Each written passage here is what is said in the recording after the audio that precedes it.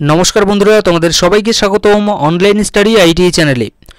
তোমরা অনেকে জিজ্ঞাসা করছিলে যে ওয়েস্ট বেঙ্গল আইটিআইতে এবছর 2025-এ আমরা ভর্তি হতে চাই, কিন্তু আমাদের যে মাধ্যমিক অর্থাৎ মাধ্যমিকের সার্টিফিকেট বা মাধ্যমিকে আমাদের নাম্বার কম আছে, তো আমরা সেক্ষেত্রে উচ্চ মাধ্যমিকের যে আমাদের সার্টিফিকেট আছে, উচ্চ মাধ্যমিকের যে আমাদের মার্কশিট আছে, সেই উচ্চ মাধ্যমিক দিয়ে আর কি উচ্চ মাধ্যমিকের মার্কশিট দিয়ে আমরা ভর্তি হতে চাই আইটিআইতে। তো সেক্ষেত্রে আমরা পারবো কিনা বা এটা সম্ভব কিনা, তো তোমরা এটা কিন্তু অনেকে জানতে চেয়েছিলে। তো আমি তোমাদেরকে অবশ্যই এই ভিডিওটাতে জানাবো এবং এই ভিডিওটা দেখার পরে কিন্তু তোমাদের আর কোনো ডাউট থাকবে না এই নিয়ে। তো সবার প্রথমে আমি তোমাদেরকে জানাতে চাই যে ভর্তির জন্য এখানে আমাদের যোগ্যতা কী লাগে আইটিআইতে। তো দেখো, আমাদের ওয়েস্ট বেঙ্গল আইটিআইতে ভর্তি হওয়ার জন্য যোগ্যতা সাধারণত দুই রকমের হয়ে থাকে। একটা হয়ে থাকে ই গ্রুপের, এখানে দুই রকম আছে, অর্থাৎ আমরা একটু ভাগ করে নেব। একটা এখানে যে আর কি আমাদের দুই রকম আছে সেগুলো হচ্ছে গিয়ে গ্রুপ ওয়াইজ, অর্থাৎ একটা হচ্ছে ই গ্রুপ আর একটা হচ্ছে এম গ্রুপ। এরকম কিন্তু দুটোই শুধুমাত্র গ্রুপ আছে আমাদের এই আইটিআইতে। তো ই গ্রুপের যে আমাদের যেটা আছে আমাদের ই গ্রুপ, সেটা হচ্ছে কি আমাদের 8 পাস যোগ্যতাদের জন্য, অর্থাৎ যাদের কোয়ালিফিকেশন 8 পাস আছে তারা শুধুমাত্র ই গ্রুপের ট্রেডগুলোর জন্য কিন্তু অ্যাপ্লাই করতে পারবে, অ্যাডমিশন নিতে পারবে। আর এদিকে এম গ্রুপ যেটা আছে, এম গ্রুপের জন্য আমাদের যে কোয়ালিফিকেশন লাগবে মিনিমাম, সেটা হচ্ছে কি মাধ্যমিক পাস, অর্থাৎ যাদের মাধ্যমিক পাস আছে তারা এদিকে এম গ্রুপের যে আর কি ফর্ম কিন্তু ফিল আপ করতে পারবে এবং এম গ্রুপের ট্রেডে ভর্তি হতে পারবে। তো এখানে দাঁড়িয়ে তোমরা যেটা জিজ্ঞাসা করেছিলে যে উচ্চ মাধ্যমিক দিয়ে ভর্তি হতে পারবো কি না, তো দেখো উচ্চ মাধ্যমিকের সার্টিফিকেটের এখানে কিন্তু কোনো কথাই আসছে না, কারণ এখানে আমাদের যে কোয়ালিফিকেশন বলেছে সেটা মাধ্যমিক বলেছে এবং 8 পাস যোগ্যতা, কিন্তু তোমরা যেটাতে অ্যাডমিশন নেবে সেই অনুযায়ী।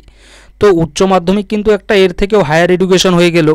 তো সেক্ষেত্রে কিন্তু উচ্চ মাধ্যমিকের যে তোমাদের সার্টিফিকেট, সেই সার্টিফিকেটটা শো করিয়ে যদি তোমরা বলো যে সেই নাম্বার দিয়ে আমরা ভর্তি হতে চাই, উচ্চ মাধ্যমিকে আমাদের নাম্বার বেশি আছে, মাধ্যমিকে আমাদের নাম্বার বেশি নেই, বা 8 পাসের যে কোর্সগুলো আছে সেগুলোতে যদি তোমরা ভর্তি হতে চাও, তো তোমরা যদি বলো যে 8 পাসেও আমাদের নাম্বার সেরকম নেই কিন্তু আমাদের উচ্চ মাধ্যমিকে ভালো নাম্বার আছে, বা মাধ্যমিকেও আমাদের ভালো নাম্বার নেই কিন্তু উচ্চ মাধ্যমিকে যে আছে, উচ্চ মাধ্যমিকে আমাদের একটু ভালো নাম্বার আছে, তো সেই নাম্বার দিয়ে আমরা ভর্তি হতে চাচ্ছি, তো এই ক্ষেত্রে বলবো যে দেখো উচ্চ মাধ্যমিকের সার্টিফিকেট দেখিয়ে কিন্তু তোমরা এখানে ভর্তি হতে পারবে না। তোমরা তোমাদের হায়ার এডুকেশন হিসেবে দেখাতে পারো সেটা, কিন্তু তোমাদের যে মেইন সার্টিফিকেট, অর্থাৎ তোমরা যে ভর্তি হতে পারবে, ধরো তোমরা এম গ্রুপের জন্য ভর্তি হবে, তো সেক্ষেত্রে মাধ্যমিকের যে তোমাদের নাম্বারটা আছে সেই নাম্বারটাকেই কিন্তু এখানে গণনা কিন্তু করা হবে, অর্থাৎ সেই নাম্বারের ভিত্তিতেই তোমাদের র্যাঙ্ক তৈরি হবে। পুরো কাউন্সেলিং থেকে শুরু করে অ্যাডমিশন পর্যন্ত ভর্তির সমস্ত প্রক্রিয়া কিন্তু তোমাদের যে মাধ্যমিকের নাম্বার আছে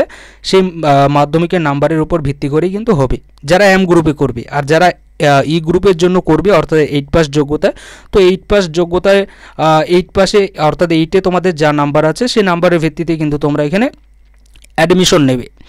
তো তোমরা যারা উচ্চ মাধ্যমিক দিয়ে ভর্তি হতে চাচ্ছ, তোমাদের হয়তো বোঝাতে পারলাম যে তোমরা তো উচ্চ মাধ্যমিকের যে সার্টিফিকেট আছে সেটা তো শো করতে পারবে, কিন্তু তোমাদের যে নাম্বার আছে সেই নাম্বারটা কিন্তু এখানে কাউন্ট করবে না, অর্থাৎ কাউন্সেলিং থেকে শুরু করে চয়েস ফিলিং থেকে শুরু করে তার আগে যে আমাদের র্যাঙ্ক কার্ডটা আসবে সেই র্যাঙ্ক কার্ডটাও কিন্তু তোমাদের মাধ্যমিকের যে নাম্বার আছে সেই নাম্বারের ভিত্তিতেই কিন্তু হবে।